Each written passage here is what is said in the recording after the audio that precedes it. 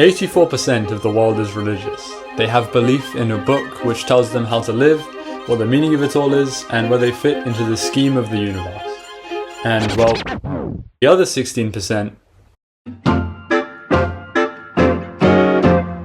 When I was 14, I felt incredibly lost in the world, and I've been getting into Stoicism through Ryan Holiday. This guy. He's the writer of The Daily Stoic, Stillness is the Key, and is essentially the man who brought this ancient philosophy back to life in the 21st century. I was interested in it mostly because of the value it placed on 4 easy-to-remember virtues: wisdom, courage, temperance, and justice. I felt that in this philosophy there could be some definitive structure to guide my life. I ran with these ideas, and by 16 I had created my own Bible. Yeah, my own Bible, I'm not even kidding. It was filled with sketches about how to view time, how to stay present, a list of all my key ethics reminding me how I like to show up in the world, and my own personal purpose in the larger scheme of things. Now, I should preface for any religious viewers that this probably isn't ordinary for most atheists. I've always been a bit overly philosophical and struggled a lot with existential crises as a teenager, don't we all, but I do think that there's something to be said more generally about the human need to reduce life down into a series of simple and easy to follow ideas. Some series of beliefs and rules to look to. Beliefs that you can lay your head on when things start to seem hazy and incomprehensible.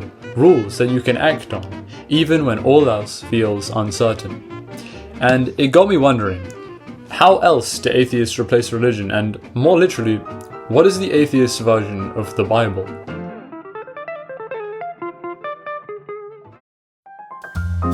For the purpose of this video, I've settled on 3 main Bible replacements, if you can call them that, with the last being the most interesting. I'll go through them now. Number 1, firstly, and maybe most obvious of these, is philosophy. Whether or not people like to call themselves philosophers, there has certainly been an internet renaissance of philosophy over the past few years. As I mentioned, I got into Stoicism as a teenager. Plenty of others online turn towards nihilism or absurdism, as I'm sure the Sisyphus memes have made abundantly clear. There's even a game you can get on your phone pushing a rock up the mountain. And more generally, stores are full of philosophy books, and even more self-help books, packed full of a mix of philosophy and psychology. I think that philosophy can be looked to as the major and most obvious replacement of religious texts. As secularism began to rise in the 18th century and shot up in popularity with the Renaissance and French Revolution, a revival of ancient philosophy and the introduction of a whole host of new ones naturally took its place. As I said, I think this is the most obvious, so I'll spend the least time focusing on this, and I imagine there's a lot already been said on the topic, so I'll just move on. Number 2. Whether it's joining a political party or becoming a flat earther, I think one of the major ways in which atheists replace religion is politics and consuming media surrounding it. Joining a political party can give people a similar sense of community as religion. Though religious people are, of course, political, their politics tend to be in alignment with their pre-existing religious group. However, for atheists, it can allow for the creation of an entirely new group, an identity within something larger.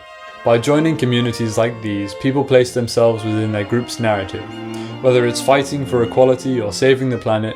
By giving yourself a role within a time period, and a role for that time period within history, often our horizons are broadened to a point where the meaning of our actions feels almost tangible, and the desire to place ourselves within an even larger context beyond that can be entirely diminished. Finally, and in my eyes most interestingly, is narrative story. There are plenty of literary works, for example, that can be turned to as a modern-day Bible. Somebody like Shakespeare, who has written stories that connect so deeply with human experiences, even hundreds of years later, have such prestige that it can almost be as if they hold some grand truth about human nature to be found amongst his plays. Whether it's the sin of humanity or loving thy neighbour, Shakespeare shows his audience religious and religious-like principles implicitly, like an adult's version of Aesop's fables. Aesop's fables, of course, being another great example of the tradition of turning to narrative story to make sense of who and what we are. Maybe surprisingly, as someone who said all this, I don't read very much at all. I do, however, believe that the same sense of meaning can be derived from film and television. Without proper reflection and finding philosophy in the narrative experience, this replacement can often be seen as the cheap carbs of meaning. But I do think there's something to be said about more thoughtful entertainment. There is the idea that a man without meaning replaces that void with pleasure. And whilst I think there's truth to that, and I can see why people often apply this same logic to the pleasurable experience of watching television, I think there can sometimes be a lot more than that. If there is some notable difference between happiness and pleasure, perhaps there is also some pleasure equivalent to meaning. Not just an illusion of meaning, but more so a temporary fix in a world becoming ever less spiritual. I've been watching The Bear recently, and I think it's natural to hand over your meaning to the characters. The universal and personal questions of the world quiet when you can change your frame of reference to be nothing beyond, I want this restaurant to succeed, or will their love last, or I wonder if he'll destroy that ring. The beauty and curse of fiction without reflection is handing over your meaning to the screenwriter, to the world where good and bad feel clear and relaxingly outside of your control. But in a world where we can increasingly look to the Bible as more of a narrative book than a literal one, maybe too we can look to narrative as the Bible with a bit of considerate reflection. In general, when I hear people ask what the meaning of life is, I've always found it a strange question. In the same way I'd find it strange if somebody asked, what is the sadness of life?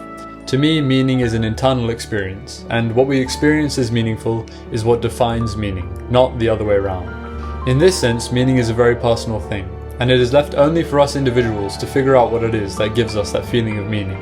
And just as we've come to understand that saying, you shouldn't feel sad to someone is both wrong and unhelpful, maybe equally one day we will say, you can't say somebody shouldn't find this meaningful.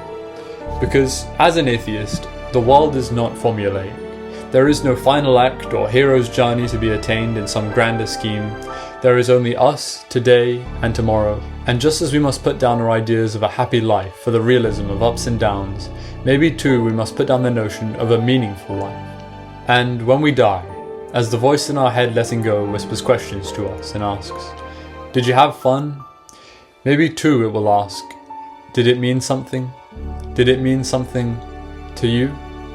And our answering will be the only proof death needs.